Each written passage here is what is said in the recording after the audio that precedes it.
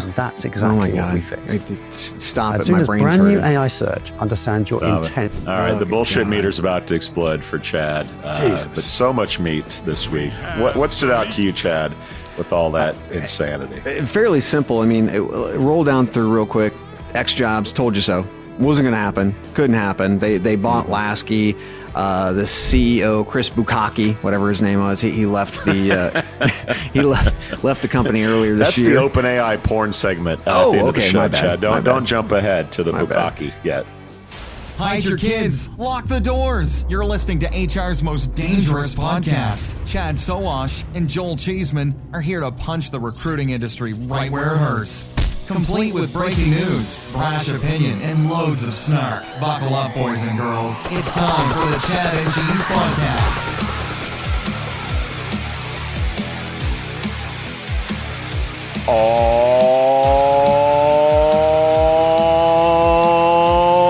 Oh, yeah. Bustin' makes me feel good. Hey, boys and girls, it's the Chad and Cheese Podcast. I'm your co-host, Joel No Kings Cheeseman.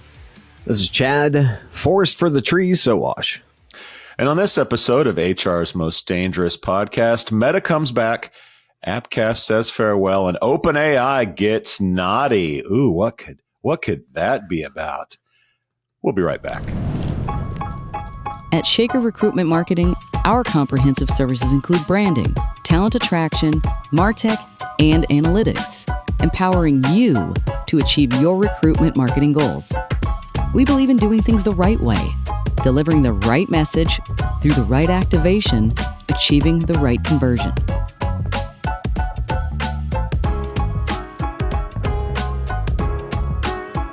For us, business is deeply personal. Our legacy is built on relationships. Together with our people, clients, and partners, we've been shaping the world of talent for over 70 years.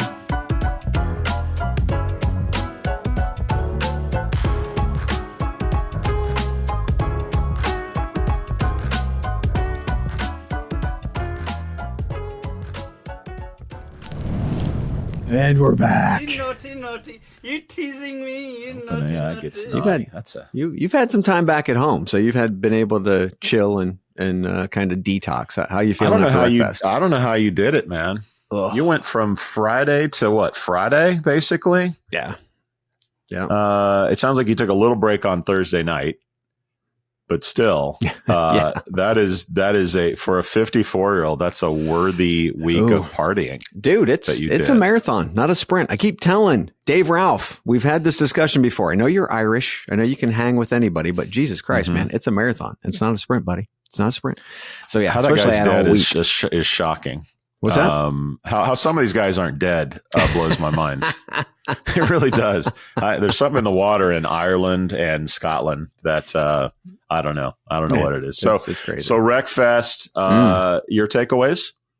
Yeah, I mean it was wonderful. It was bigger, better. It felt like there were it's bigger. Obviously, we'd changed locations the third year. So still new in the U.S. Only the third year. But the location was bigger. It looked like there were at least twice as many vendors, and I had a lot of people say that, and more people. But the footprint was much larger, and it was interesting because I actually had somebody say that came from the UK and said it's funny because at 1:00 in the UK, people are out drinking beer and they're bullshitting with their friends, talking about business stuff, right? But here in the US, you guys are all about business. The tents are full. I mean, the tents are full. And I'm like, yeah, I mean, you're kind of here for that. And then, after the day, then you go party your ass off. So you got to remember, we are a work first culture.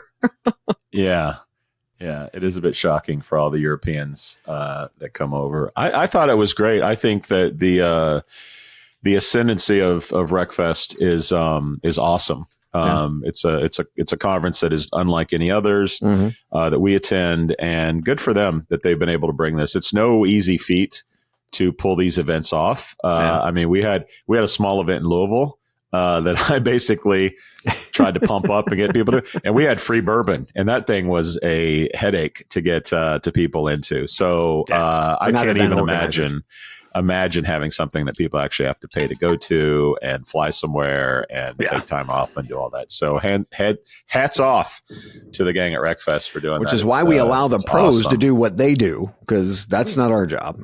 Yeah, clearly it's not. I'm so glad I'm in an age where a career change is not in the cards for me. I am pretty much sitting on my ass talking in a mic for the rest of my life, I think. Yeah. Yeah. So I had my interview with Jeff Taylor. You were in the stands, let's say. I was. You were in the audience. So what did you glean from that one? Are you ready? Are you locked and loaded for your interview at ERE? Oh, for Jeff? Yeah. Yeah, it's he's such a splash of cold water, I guess. Not in a bad way. He's so energetic. So passionate about what he's doing that you get so many founders today that are sort of just thoughtful and like hushed tones and want to be very intelligent with what they say. And Jeff just like no filter. Here's what you get. You asked him one question. He's like, so you're asking me to like answer for a company I wasn't at. Like he doesn't even try to give you the no answer, non-answer thing. He just tells you like, what's what. So it's great. I feel like he's getting a little bit tired of talking about Monster. That's sort of the unfortunate anchor that he has to carry for the rest of his life. Yeah. That's just, it's like Johnny Rotten getting mad about still talking about, the Sex Pistols debut album. Like it's just what you're known for, dude. Sorry. Until you make the next, never mind the Bullocks. This is what we're going to be talking about. So I'll try to branch out a little bit. The boom band thing he definitely wants to talk about, but it was great. I think from what you talked about before the show, looks like we'll probably publish that at some point. Yeah, maybe we'll have the Jeff Taylor week. We'll start with yours on Tuesday and maybe end with mine on Thanksgiving week or Christmas week or some week where no one's listening to the show. Maybe we'll drop some Jeff Taylor That never stuff. happens. They're always listening. I did. We had some great content on the Disrupt stage. It was some great data that came out. It was fantastic, and some of those shows that we recorded on stage with them will be coming out. So be on the lookout. That was some really great stuff. But RecFest was awesome, and as you'll find out in the travel here after shoutouts, we're going to keep on the RecFest train, and we'll see them in Nebworth before you know it. We'll see them in Nebworth. Mo. Here at the Chad and Cheese Podcast, one thing that we love is obviously you watching, but also like and subscribe. Yeah, with a Is rebel it time yell. for shout outs? I'm good. Yeah, it's too meaty this week. Show. It's too meaty this week. Yeah, 2 weeks off. We got some shit to talk about. But I as a Gen Xer, Chad, it's my right. I've earned this one. I'm going to give a shout out to MTV. I don't know if you heard this week, but they're finally saying goodbye to music. In a lot of their other countries, they're gone. They've been doing music for a little bit. Now it's all like reality TV, but they've officially said no more music. And it's It's sad to me because MTV was such an integral part, I think, of all of our lives. Yeah. If you were a kid in the 70s, came, like a teen in the 80s, and with Halloween coming around, I mean, the Thriller video, the world premiere videos, seeing Madonna for the first time, seeing Nirvana for the first time, Guns N' Roses, there's something about, we would sit around, we'd sit watching TV, and we would be introduced to stuff we never thought we would listen to before. So maybe it's In Living Color, a bunch of black guys playing metal. Like, what the hell is that? I don't get that on my local radio station. And they had shows like Yo MTV Raps, Headbangers Ball, 120 Minutes, like all these shows that were curated with music that none of us knew, but we were all open to and introduced. And I feel like that's gone. I feel like all the content we get today is curated based on what you like. So you just get more of the same thing that you like, and you're not introduced to new stuff. So I'm sad as a Gen Xer to see MTV go. But I think in a bigger perspective, what MTV brought people is gone. And I think that's a sad thing. Do you have I know no shout outs, but do you have an MTV moment when you were a kid or teenager that stood out? Oh, just being able to. Okay, so as a kid, a Gen Xer growing up, we had radio. right? I mean, that was really our exposure to new music. And in Mansfield, Ohio, where I grew up, we had some really lame fucking radio stations. So we didn't get like the new stuff. MTV came up. I saw Motley Crue. I'm like, holy fuck. There's no way I would have heard them on local radio, right? There's so many different bands that we were exposed to. And MTV really created a bridge to that new music that we would have never heard, right? New artists and really blew up new artists that we would have never heard from before. But then the internet came and the proliferation of being able to go and download music, right? Napster and those types of things. I mean, that literally was the slow death for MTV because they were bridging a gap. That gap didn't exist anymore. That gap does not exist. Spotify, YouTube, anywhere on the internet, right? Some of it's curated, but some of it you actually go out and seek out because you really like those like playlists on Spotify. So love MTV. It's an integral part of our growing up, just like HBO was. But its time has come and gone. Skinamax. Yeah, it's come and gone. Flipping the channels between Skinamax and MTV late at night on Saturday. I mean, NWA. Billy Ray Cyrus, like stuff that you never would have listened to ever. I would have gotten Billy Ray in Mansfield, but not my fucking point NWA. With radio, you listen to your radio station. You did NWA was not on the pop station or the country, vice versa. And MTV was the first time that all stuff cut across. Remember the MTV Music Awards? Like that was like the Super Bowl for us. Like that was a huge thing, and all that's dead. And it's just sad. It's just sad. All right, it's not sad. It makes me want free stuff. That's makes me want I like free booze. Free stuff. Yes, because if you go to chadcheese.com/free and register, you could prospectively win a free t-shirt, our new design as an homage to Motley Crue's Dr. Feelgood. These t-shirts are soft, supple, much like hiring Mike, or not hugging Mike, I should say, not hiring, hugging, or doing whatever you want with Mike over at Aaron App, because he'll allow it. Still recuperating for RecFest, Chad. It's okay. We're going to give you some grace on this. If anybody will allow her, it'd be Mike from Aaron App. Free whiskey, 2 bottles of Chicken Cock whiskey from our Canadian tech experts over at Van Hack. This is a good time for them. I mean, they are getting amazing talent up north because we're shedding it here in the U.S. So take a look at Van Hack. Free beer, a box delivered to your doorstep. The craft beer from the job data geeks over at Aspen Tech Labs. Once again, go to chadcheese.com/free. Register. If you don't register, you don't play, you can't win. You got to be in it to win it, Chad. Events. Where are we going, boys? You're doing a solo. You're doing a free solo event without me. I don't know if I should cry or not. Freestyle. Well, you were on the RecFest stage without me, so I mean, you kind of broke the seal. You drew first blood. So here we go. I'm going to be at ERE in San Diego, November 4th and 5th. Is that conference? Learn more at ere.net. So you got Jeff warmed up, and I'm the main event. Thanks for warming him up. I'll finish the job and do what I'm supposed to do. But doing that in San Diego. And then I guess I'm going back to San Diego quickly thereafter. But before that, I mean, the road show, the Chad Cheese Road Show at RL100. Where do we start? We start in the streets of San Francisco. Then we go to San Diego. Then we go to Dallas.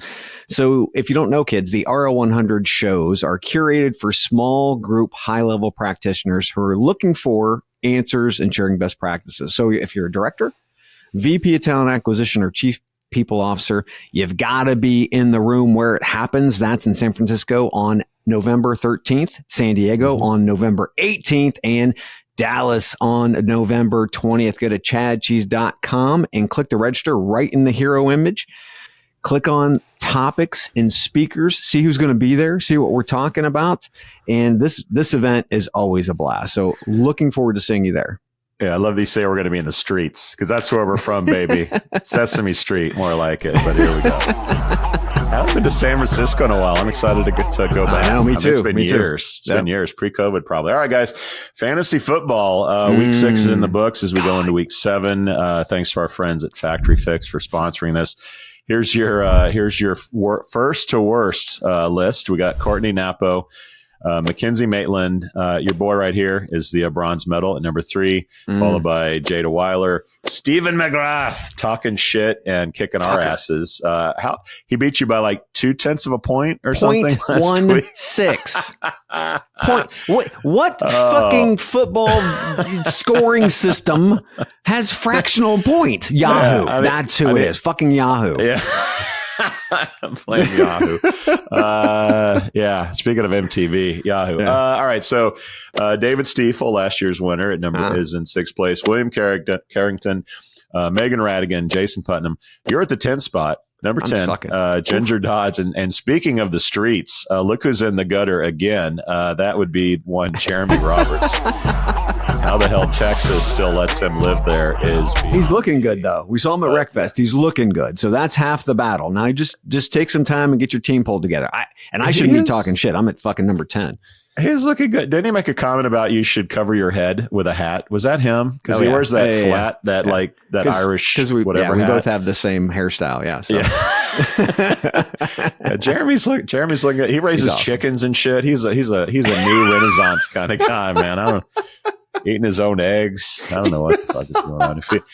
If he gets laid off, it's not a problem. But for some other people's, Chad. Oh God, shit, we got some layoffs to talk about. There we go. Both industry wide and not so here. So just when you thought it was safe to go back in the water, Nestlé layoffs 16,000, largely automation based. Our friends at Meta are laying off 600. Mostly in the superintelligence initiative, even though a news story says they're paying up to $290,000 for entry-level roles in AI and VR. In our space, Paycom, 500 people laid off. Handshake, 100 folks. And even Appcast is saying goodbye to 32 of their employees. And that's after layoffs at ZipRecruiter and Fiverr last month. Chad, a lot of pink slips. Your thoughts? Well, I'll dig into more of this when we get into the economy block that we're doing, but I do have a good idea. And I talked to the guys over at JobGet about this. Handshake is falling on hard times. Okay. They're getting rid of people. Their CEOs saying that they are adjusting or they're pivoting into more AI centric technology. And I think because JobGet's been acquiring, right? I think JobGet should acquire Handshake and then flip the brand, pivot the brand, handjob.com. All right. I'm going to give you an applause on that one. Okay. That's not too bad. Okay. Hand job. Yep. Well done, Sowash. Well done. And are you dropping the mic? Is that all your that's comments about? I'm done. I'm out. They're good. Thank you very much, everybody. Yeah, it's automation, baby. I mean, Facebook, it looks like a lot of people that were doing the Oculus stuff are gone. They're doing more with less. They're pitching this as like we need fewer teams. They need fewer developers. Like that's just kind of the case. Like they seem to be getting like if you're really high level, you're good, but if you're that sort of middle tier developer, like you're shit out of luck. Yeah. The Nestle stuff, I thought it was all going to be people like wrapping Kit Kats and stirring chocolate or like what. It was mostly white collar jobs at Nestle. I was kind of surprised by that, but they are, quote unquote, evolving to a new reality, and that's affecting a ton of white collar positions. I think they've already Paycom automated that other stuff out. Yeah. Do what? I think they've already automated all that other stuff out, like the production side of the house. I think that's already been automated. So now they're turning their eyesight to the white collar side of the house because they've already automated on the manufacturing side. I agree. Clearly, we're seeing that. But I was just surprised because most of their people, like they have a ton of people working those jobs, a lot fewer white collar jobs. So I was just surprised to see it. The majority was there. 16,000. Paycom is mostly engineering positions. If you look at their data on LinkedIn, they need fewer developers as well, just like Facebook. Handshake is fucked. I mean, how many people are like, internships they're not dead, but they're down 10, 25%. Internships are hurting. Entry-level jobs are hurting. Companies are doing less sort of events for entry-level jobs. Yeah. That's obviously going to kick them in the nuts. Their whole like LinkedIn killer initiative from a year or so ago, I'm sure has died, like everyone else's LinkedIn killer has died. Appcast was interesting because they're usually put on a pedestal in terms of like the gold standard for programmatic. But as we learned at RecFest, if you can loosely say LinkedIn and Indeed are like 80% of your recruiting ad spend, that 20% lays in the programmatic realm for a lot of people.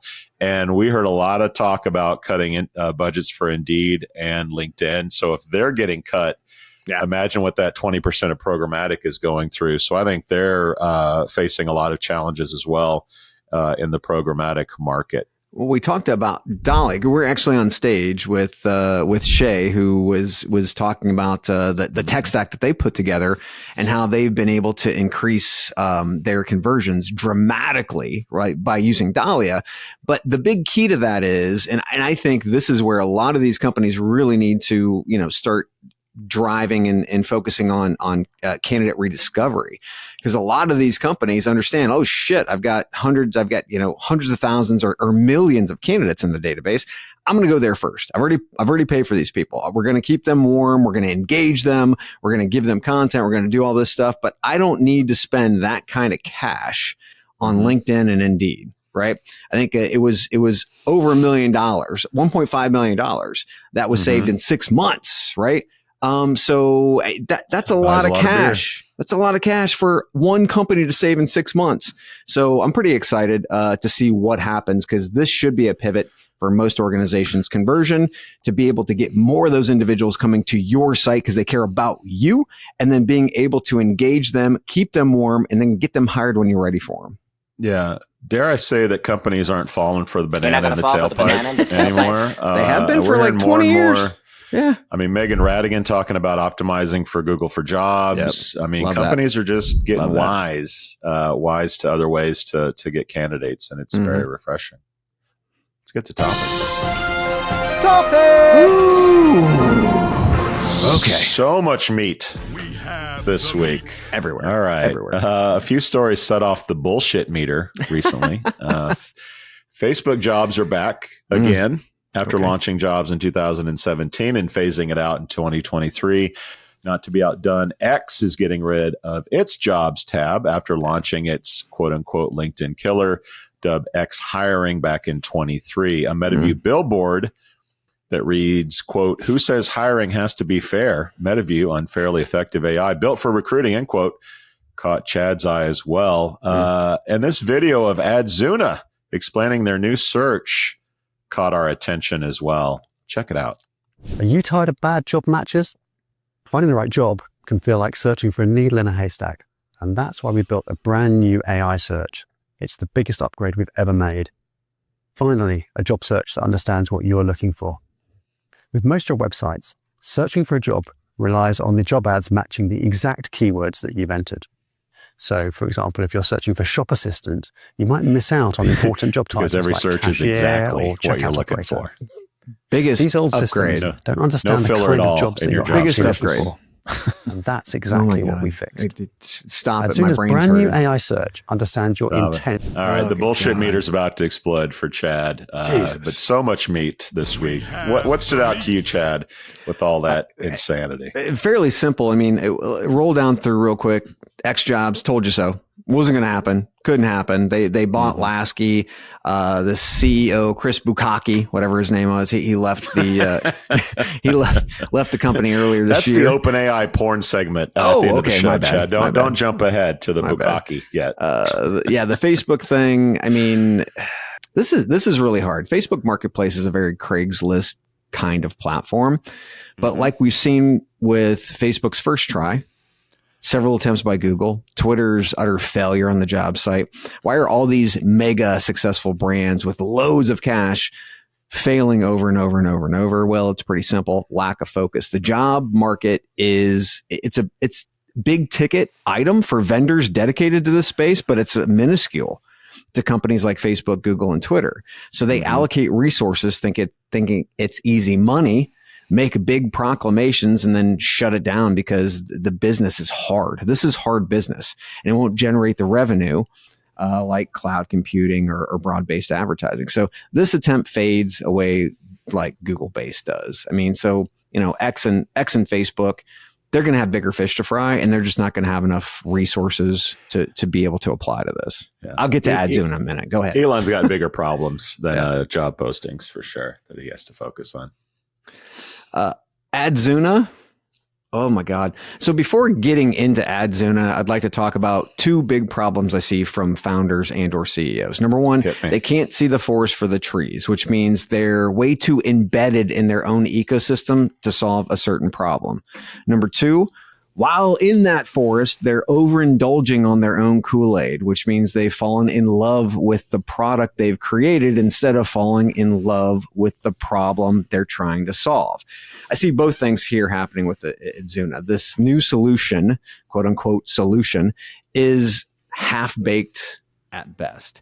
In this day and age, why would you work on a job search without matching on the employer side where the actual revenue happens? These things should be happening together.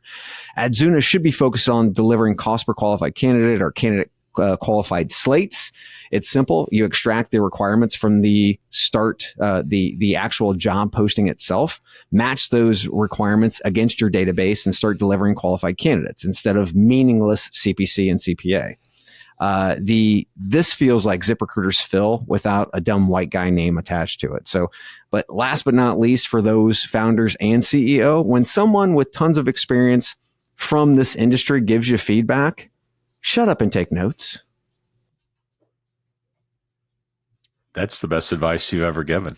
Fuck. It's crazy. It's crazy. In short, listen to old guys, everybody. Get off my line, you no good punk kids. Yeah, I'll get to MetaView. You talk now. I'll get to MetaView later. I'll give you a break. You're clearly this is a little lesson. bit This is a lesson from that topic. Totally agree with X. Wasn't going to happen. Was not going to get Elon's attention. He had a little bump of we're going to kill LinkedIn, and what we're coming up with is going to destroy. Like, they all get into this and get out. Yeah. Now, Facebook is interesting. Like, why Zuckerberg loves like killing stuff, throwing it away, and not coming back. To come back to jobs is really interesting to me. It is. Yeah. So I have three ideas of why Facebook or Meta brought back jobs. Okay. Number one, appeal to young people. They're spinning this as like young people are having a hard time getting a job, entry-level jobs. Now, if we start seeing ads like, hey, kids, come to Facebook, we have jobs for you, then I'll kind of believe that idea better.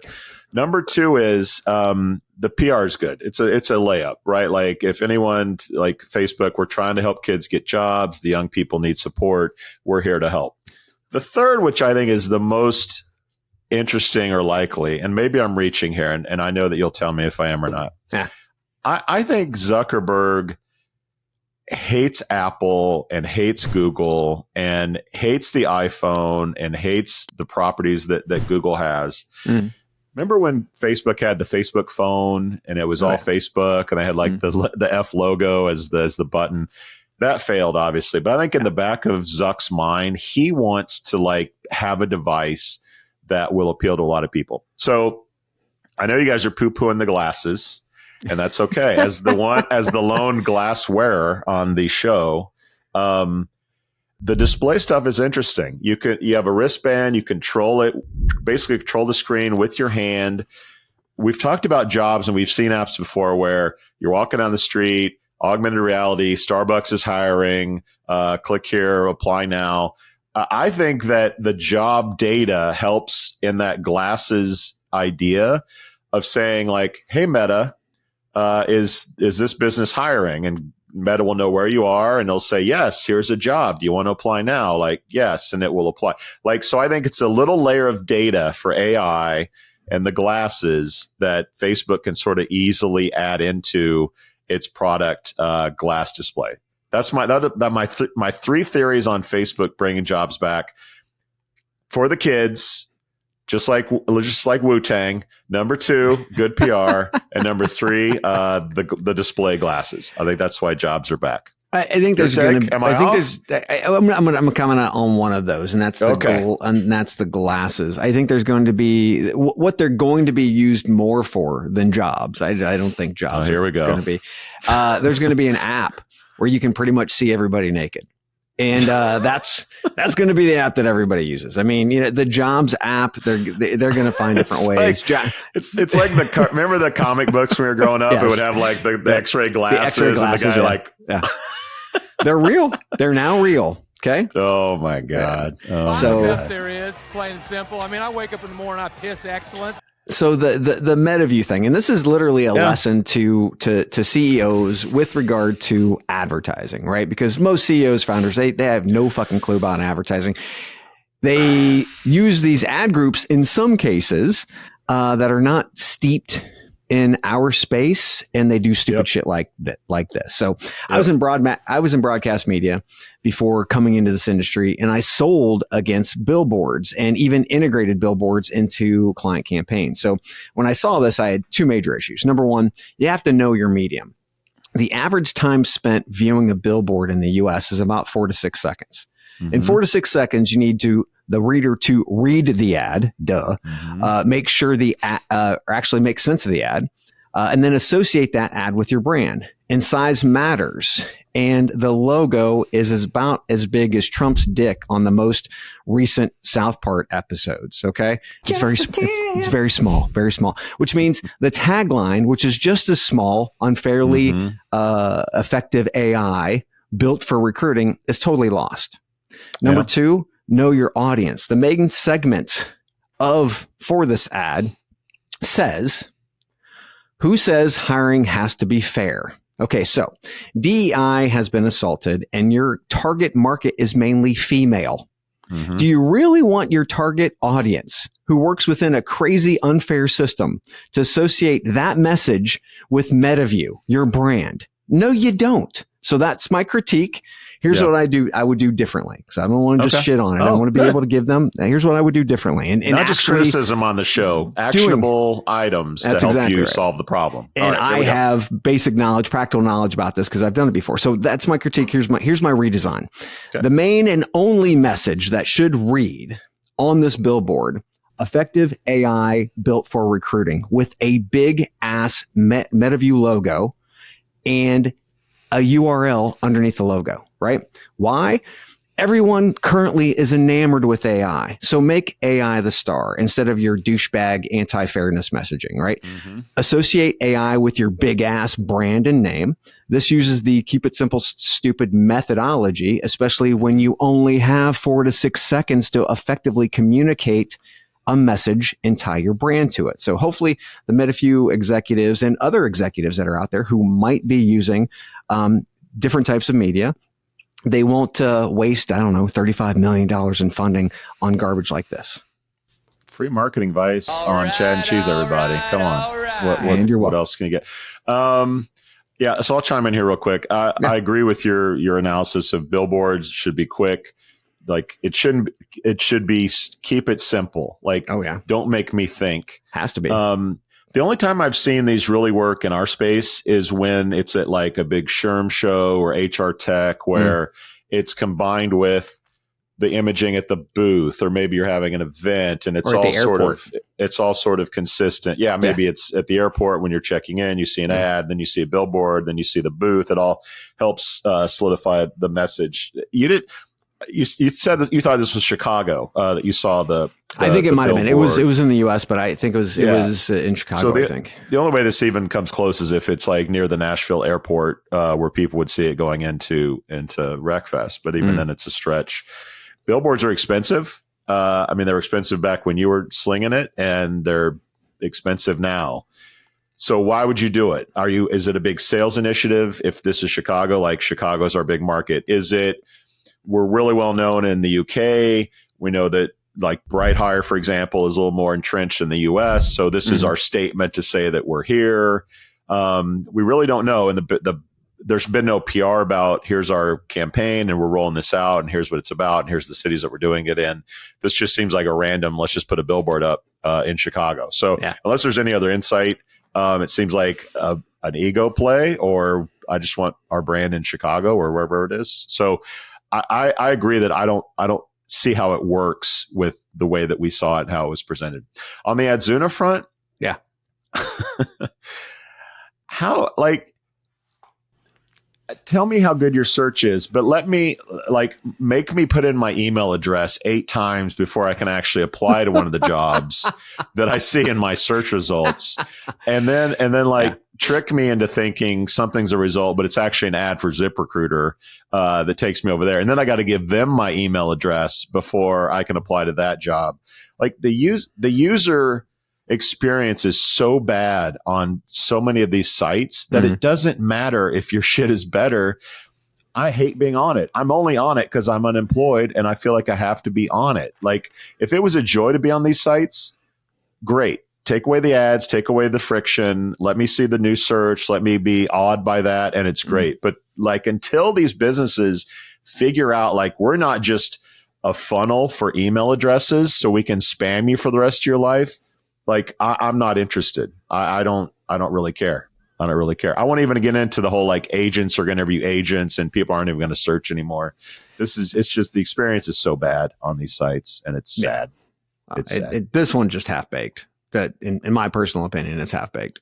But when it's delivered with an English accent, it's that much better. Everybody, it goes down that much better. And not only that, it wasn't even rolled out initially in the U.S. It's like, why? What? Okay, whatever. Yeah. Why don't you get ready first? Why don't you get your fucking product ready and roll it out, as opposed to this bullshit kind of like. And this is. I see why Google rolls shit out because they have obviously governments that are looking at them constantly. Nobody even knows who the fuck Adzuna is. Get it ready and roll it out, right? Again, very half baked, not just from a tech side, but from a plan side. Go to Market Sucks. You guys really need help. Red, white, and blue Chad is in the house and in full effect, and I'm here for it, everybody. Let's take a quick break and we'll get more.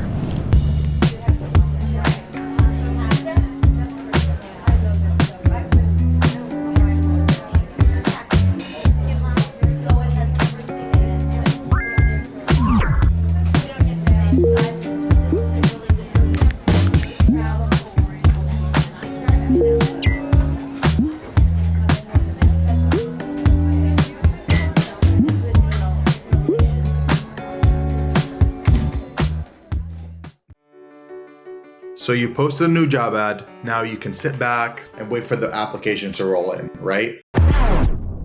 That's why we built JobPixel. Imagine showing candidates why your company is great with real people, real stories, and real culture.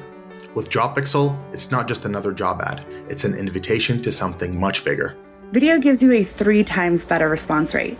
So instead of chasing after candidates, they'll be coming to you. And with a 34% boost in conversions, candidates aren't just looking, they're applying. And if you're worried about people clicking away, don't be. Our videos reduce bounce rates by 25%. That means they're watching, they're engaged, and they're interested. 282% more engagement. Yeah, you're gonna need a bigger inbox. Finding the right candidate is tough, but with JobPixel, it doesn't have to be. Show your company's authentic story, and the candidates will follow. Let's make recruiting fun again, because honestly, it could use some help. Do you want to see how JobPixel can save you time and money while achieving your KPIs?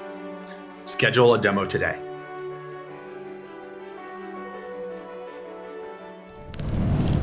I yearn for Euro, Chad. Yearn for Euro, Chad. All right, Chad, a whole lot of money going on up in here. Robotics company Armstrong has raised $12 million to develop AI-powered robots for restaurant kitchens, starting with dishwashing. Jack and Jill, a new platform using conversational AI for the job seeker side, has raised $20 million in funding. Find them. I don't even know them. Raised $51 million in funding, bringing its total to $105 million. The funds will be used to develop AI and support global growth. Deal raised $300 million in a Series E funding round, totaling $1.3 billion and valuing the company at $17.3 billion. Way to go, deal. Way to go. The company plans to use the funds to recruit AI talent, develop proprietary systems, and expand its global reach through strategic acquisitions. Interesting. And speaking of acquisitions, Chad, deal bought Omnipresent, while our friends at Humanly have gobbled up Qualify, Sprockets, and Our Work. The cash register is definitely ringing on this one, Chad. What are your thoughts on all the money getting thrown around in our industry? Yeah, I'm going to try to consolidate around all of them in one fell swoop. Companies receiving funding today remind me of when chatbots were gaining steam and receiving cash. Remember Maya Systems, Alio, and Paradox. Maya raised $65 million, Alio raised $64 million, and both sold on the clearance rack to StepStone and HireVue. On the other hand, Paradox, friend of the show, went on to win big deals, receive over $250 million in funding, and sell to Workday for well over $1 billion. Other than the sale price, what was the difference between Maya, Alio, and Paradox? Well, it was focus and discipline. Both Maya and Alio were all over the board, opening up TAM too fast, chasing revenues from everyone, everywhere, while Paradox smartly honed their product for a specific market segment, high volume hiring. I see the same happening today with many of these companies, like Findem, like all of the names that you mentioned. Many of these startups will receive great amounts of funding, but it's the same as it ever was. The ones who identify specific problems and slowly increase total addressable market will dominate those who open the TAM too fast and chase all the business. So the question is, will these companies, again, one by one, which ones are going to win, which ones are going to lose? It's going to take time. I mean, through the acquisitions or through actually getting money, acquisitions an entirely different kind of conversation because you have all these different technologies. Do they fit within the actual total addressable market that you're already serving? That's one question. Or does it actually bump it out and increase it? And do you have the resources and funds to be able to support that? Versus, did I just get a ton of money and am I going to go spend on stupid billboards in Chicago, or opening the TAM too fast, right? So these are the things that we really should be looking at, not just as analysts in the space ourselves, but also as companies. They're looking to do some type of due diligence. On the deal side, these guys are looking to IPO. They've taken way too much fucking money. They've got to IPO. Who's going to do it first, Rippling or Deal? And then Armstrong, will leave that for the Taco Bell discussion that we're going to have. So much money and now food. Give me that money. By the way, on the MetaView, sorry to go back to that. And some of my homework, they're not buying keywords on Google. Like if you search interview intelligence or AI source, some of the things they do. Okay. Like that seems like a much smarter way to spend money. But anyway, let's get to the rounds here. Veritone also raised $25 million recently. Like let's throw in another friend of the show that's raised money. A lot of money being raised. So stock went up like 70%. I'm surprised. This was a meatball. Wade and Wendy and Jack and Jill. Like that shit just writes itself. I mean, this is let's just repackage it. For another company that'll be acquired at some point down the road from the TJ Maxx clearance rack. This Jack and Jill is so ridiculous. So you talk to your computer about what you want. Like, hey, I want to stay in Toledo. I'm a sales guy, whatever it is, right? And then it says, okay, great. I'll search the web for jobs, and then get this, it'll email you when jobs that you want are available, and then you can go apply to those jobs. So how is that different than using my fingers to search like sales jobs in Toledo? It's a save job search. And then signing up for email alerts. It's not on whatever job board that I'm on. It's just a new interface that I talk to. Yes. It's HAL from 2001 as opposed to like typing. So I don't know how the hell they got $20 million for that. I guess for recruiters, you go, oh, I'm looking for salespeople in Toledo. Great. We'll search candidates, and then we'll email you whenever there's new ones that come up. So I don't get that at all. Again, it's delivered with an English accent, so you feel a little better about it when you waste money. But that's what that is. By the way, ZipRecruiter hasn't really hit a home run with Phil, which is their kind of like face to job search. So maybe I don't know if Jill is that much better or Jack. The whole Find Them thing, that blows me away that they've raised that much money. And they've been around since 19. So I mean, the clock's ticking, but the whole, like, I call it the Intello 2.0 trend. All these companies, like, the sourcing's there, but then we'll have agents or we'll automate the outreach and get in your ATS. Like, that's the part that's new.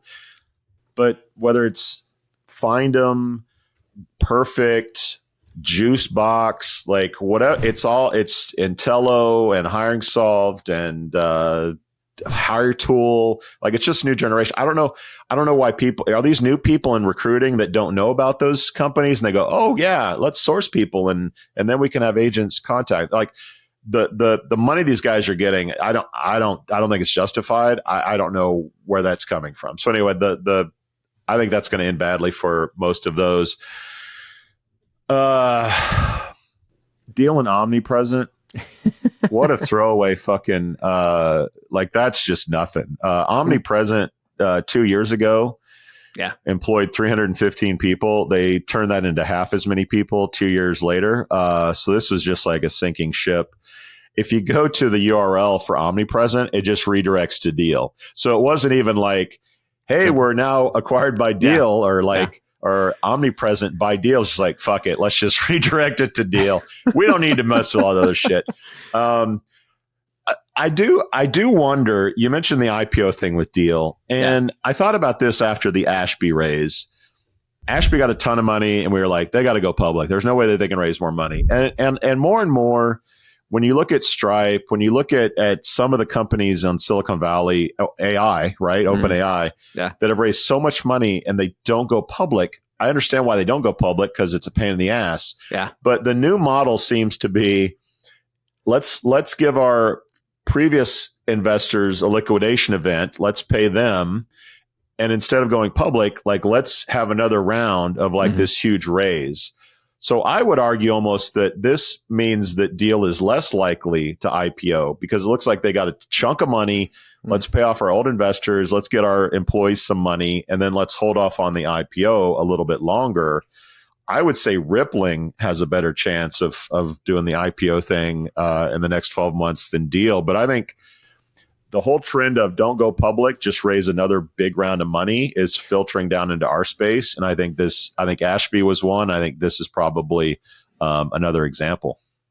Yeah, Ashby hasn't taken close to the amount of money these guys have. No. I got to say, though, we've talked about it before. If you're first to the battlefield, you're most likely to die, right? And I think the Intellos, the talent bandit, I can't remember what they were all talent rediscovery, right? We had a bunch of talent rediscovery platforms that were happening, close to 5-10 years ago. It's now starting to be in fashion, and people are building, and they're building it into their stack. So I think the likelihood of the Intellos, unfortunately, Intello was probably about 5 years too early. Those things are moving forward, and I think they're literally going to start, and they have already started being embedded into platforms. So what's the likelihood? The likelihood's much higher than what it was 5 years ago. So hopefully we're ready, because you got to remember, HR adopts slowly, and is it time? Who knows? We'll see. Good point. And one of these companies need to come to me and say, here's how we're getting our data, and that data has to not include LinkedIn, because LinkedIn is not like that. I don't know how Seek Out has survived this long. Where are they getting this data? How did they get their data? And so on and so on. Because they only need it once. LinkedIn is the directory of record. And until somebody tells me there's something different that's better or not pulling from LinkedIn, it's hard to imagine.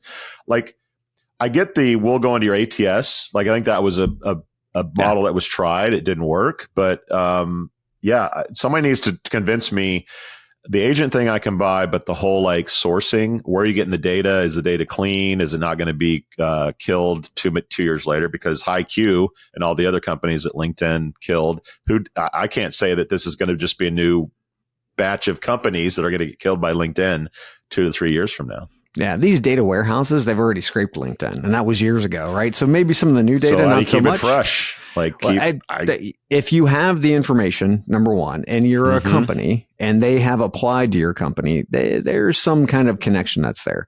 That's where rediscovery comes in, right? So yeah, I mean, I don't like when a lot of these companies say, well, yeah, I mean, we've got a database of, over 300 million people. It's like, where the fuck did you get that? It was a data warehouse, right? Yeah. That's much different than something that's already in somebody's database where somebody has like a connection to them where they've applied once or they've gone through the process. But yeah, it's and are they all pulling from the same place? Is somebody different? Like no one comes out and says we're different because of X. It's just like we have all this people. I have to ask Jeff Taylor when he's on stage with you because he like pulled data from like, I don't know, 6-7 different sources. Doesn't anyone notice this? I feel like I'm taking crazy pills. Chad, do you remember when we talked about Taco Bell getting trolled by people ordering 18,000 waters? They've apparently solved some of that problem. This was their leadership on CNBC recently. Check out this update. I worked in a Taco Bell restaurant just a few Saturdays ago, and I worked each of the positions. I worked at the window, which is a really important job. Right. That's the face of where we're interacting with the consumer at the drive-thru. Our team members who are there do an incredible job, and they've got a lot on their plate, bringing accurate orders out the window. That was a restaurant where we had voice AI installed, so I wore the headset, and I listened into a couple of hours of the conversations. In 2 hours, there was only one conversation where I needed to intervene. Okay. It worked incredibly well, and it made that job so much easier. And that's why in restaurants where we have voice AI deployed, we see lower turnover because it's making those jobs easier to do. Okay, so we shouldn't give up on it just because of 18,000 cups. That's a kind of an outlier. It's an outlier. It's an outlier. It's a fun outlier. Yeah. It's a fun outlier. And we also have White Castle. Not one of your favorites, but one of mine. They've launched a almost totally autonomous version in Ohio. So I guess so long drive-through jobs and other jobs in the fast food restaurant. But what else is cracking in the economy? I hear you asking, Chad. Well, Hamburger Helper, a staple of the 70s. I have my own stories that I'll share. Sales are up 14%. Shipping freight rates are up 20%, with CNBC highlighting one carrier being hit with a $34 million tariff bill. And subprime car loans are at least 60 days or more late is currently worse than during the past 3 recessions. I'm talking COVID, I'm talking the Great Recession, and I'm talking the .com bust. Chad, what's your take on the economy? So fast food, this is moving toward fully automated, and it's going to be takeaway. There's not going to be a scenario where you sit down with the family in the restaurant and have a meal. It's not going to happen anymore, kids, especially with fast food. And this is the way to actually get there. On the freight side of the house, I mean, you mentioned it, tariffs. I mean, the Logistic Management Index has key indicators of which ocean freight, warehousing, inventory, and trucking are the most key of those indicators. And they are all at record lows from September, a month where we should see a rise. But tariffs are rising prices. Wages are down. People can't afford as much. So less products are obviously needed. And if all of that is happening, it's going to create less jobs. I mean, that's how it's going to impact us, period, right? And we know all of this, especially from the standpoint of inflation and rising prices and lower wages, because Hamburger Helper is on the rise, as you had said. Something that we both probably had a lot of in the 70s and 80s. Oh, my God. But the average price of meat has inflated 13% over the last year. During times of high inflation, like the 70s when we grew up, families turned to cheaper ways to feed their families, like Hamburger Helper, which stretches a smaller amount of meat into more of a meal. And this is just more proof of the K-shaped economy where Americans are struggling to put meat on the fucking table. Yeah. I hate Hamburger Helper, and I hated it back then. I do too. When I saw that box, the Hamburger Helper, remember the ads that had a little hand and it would talk to mom, be like, "Hey, I'm here to help out." I'm like, fuck that guy. Fuck that guy. Hamburger Helper was a metaphor for shit's bad. and it was awful then, and I would cry. And my dad, true story, my dad would put salt on the hamburger helper to like make it taste better, but the salt would just like burn my like inside of my mouth. So I would cry more because it was like dad feeding me toxic waste on my shitty hamburger helper. Sorry. How did we get here? Okay. It's so bad. Look, I'll make it easy. Gold does not increase over 50% in a year when things are okay. Yes. Like exactly. Things are not good. And in the backdrop of all this, we have King Diarrhea in the F-15, like building a new ballroom, tearing down the east wing of the White House to do it. Is that good optics? Like, I don't think so. He doesn't care. The New York mayoral race, the Mamdani phenomenon is because young people in particular are sick of this shit. And it should be. 26 is going to be loco, dude. The midterm elections, this ballroom won't be finished yet. It's going to be like a visual bookmark of how fucked up the administration has been. Yeah. Unless something really changes drastically. Trump's numbers are in the toilet. Like even stuff he was decent on, he's underwater. Like buckle up, kids. The economy, the politics, the geopolitical shit, like it's only going to get uglier. 26 is going to be entertaining, to say the least. The least. Yeah. I got to sell my house fast.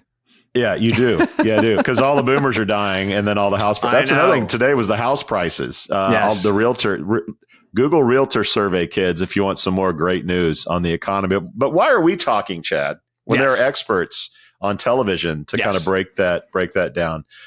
Here's our friend Steve Ratner to talk about the economy.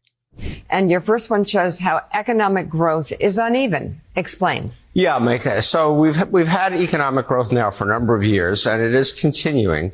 But there are two things happening with economic growth that people should be aware of.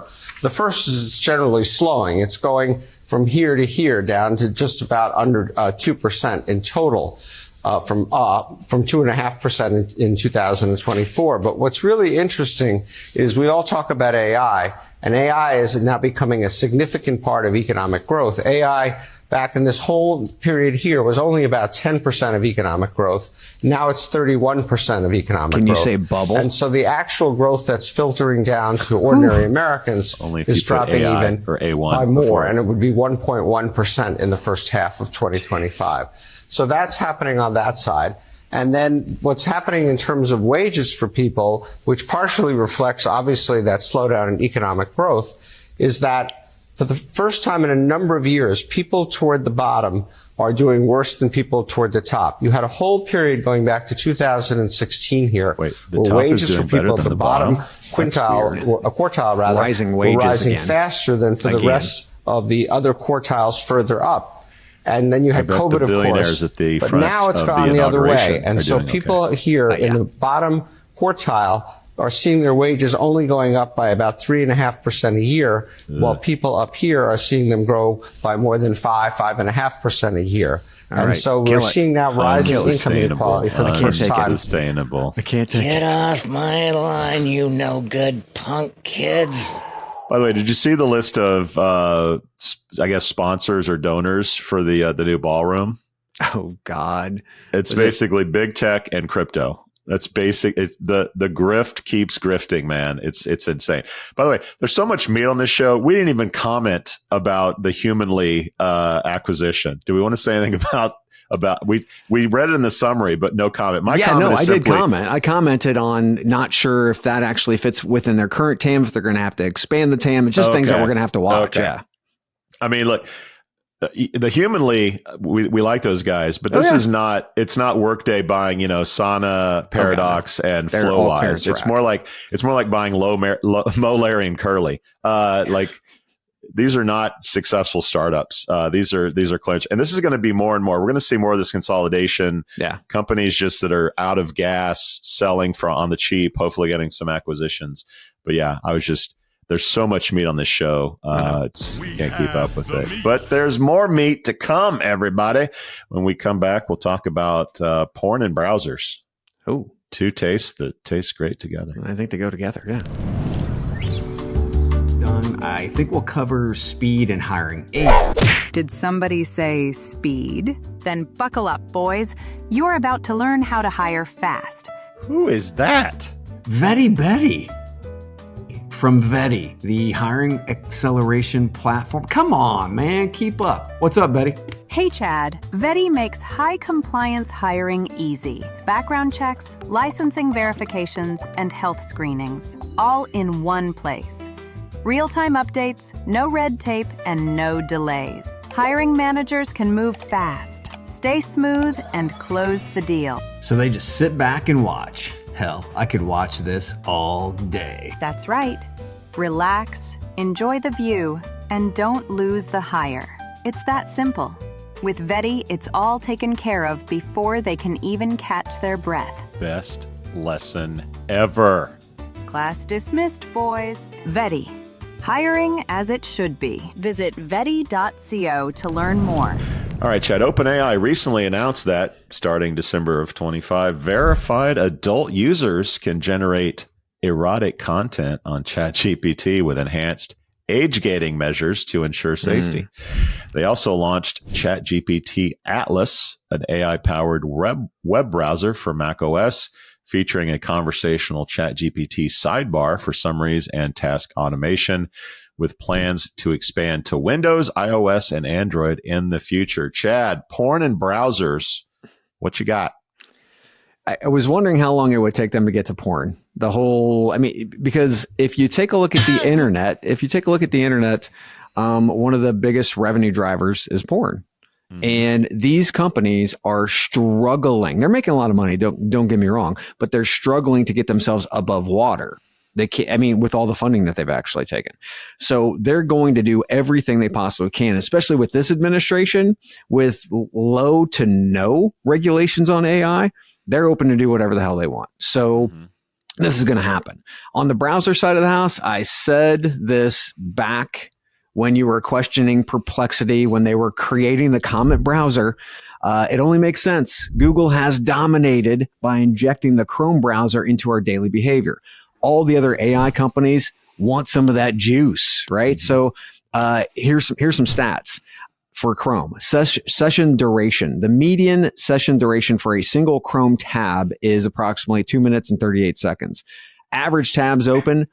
Chrome users have about 11.4 tabs open at once. Recruiters, probably double that. Daily app usage. A typical smartphone user spends about 3 hours daily on various apps. For many, a significant portion of this time involves browsing with Chrome. It's about adoption and fitting into the behaviors of users. This is the key. You can get them to use ChatGPT, but they're still using Chrome. Chrome now has Gemini infused in it. So they've got to fight back. This is their way to fight back. It's time for a history lesson, Chad. Time for a history lesson. All right. I want to talk about my first interaction with the internet. Uh-oh. I was in college and we had been using email, which I guess is technically the internet. Yeah. And a guy in my fraternity said, "You can get porn on the internet." And I said, "What?" And to put this in perspective, porn back then was Playboys and Penthouses, and maybe the occasional Skinamax, Lady Chatterley's lover, late night. So the prospect of being 20, Red Shoe whatever, Diaries. and seeing like naked chicks on this computer screen was pretty interesting. So I can remember going down to the computer lab. Computer labs don't exist anymore, kids. Yes. That's why this is a history lesson. So you would go to the computer lab and you would go to like the corner where no one could see you. And you would go to like playboy.com and it was a dial-up connection. So literally the lines would go like a printer. You would see little lines and oh, that's her eyeball and her eyeball's coming out. And then it would get down to that's not an eyeball. It would get to cleavage and you're like, oh yeah. And then you'd finally see a nipple. Yes. That was porn. Without porn, there is no internet. Without the prospect of seeing titties, there's no internet. So it's this is an easy bridge for OpenAI to be like, all right, you freaky motherfuckers, we're opening the floodgates. Make your most erotic shit come true, and see what happens. The age gating, I guess we'll see how effective that is. Sure. Show me a kid, and I'll show you a 10-foot wall with an 11-foot ladder. But we'll see how that plays out. On the Chrome side, or the browser thing, you did call the browser wars. Chrome not having to break up, or Google not having to break up Chrome told me like it's over, like they won. I don't see how. Come up with something totally new. Apple and Safari are probably the only ones that could combat that, but they're basically getting payola from Google not to compete with them. Yes. I mentioned Facebook and the display glasses. Like that's an interesting way to interact with the web and the internet and the real world. But unless Johnny Ive and Sam are coming up with some crazy shit device thing that opens up the browser to something else, or the kids are really into OpenAI, I don't see that necessarily. The cool factor, I'm not sure, is there, but I don't see any rabbit coming out of any hat by Sam Altman that says Google should be shaking in their boots about the OpenAI browser.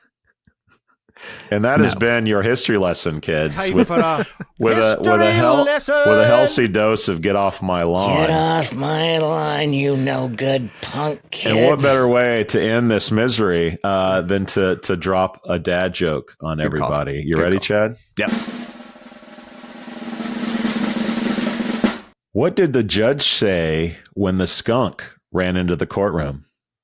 What did the judge say when the skunk ran into the courtroom? I don't know. Odor in the court. Odor in the court. Oh, okay. There you go. That's a dad joke. That's a dad joke.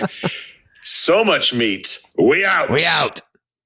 Thank you for listening to, what's it called? A podcast. The Chad. The Cheese. Brilliant. They talk about recruiting.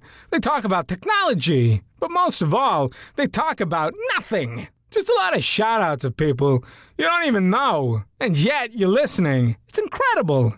And not one word about cheese. Not one. Cheddar. Blue. Nacho. Pepper Jack. Swiss. There's so many cheeses and not one word.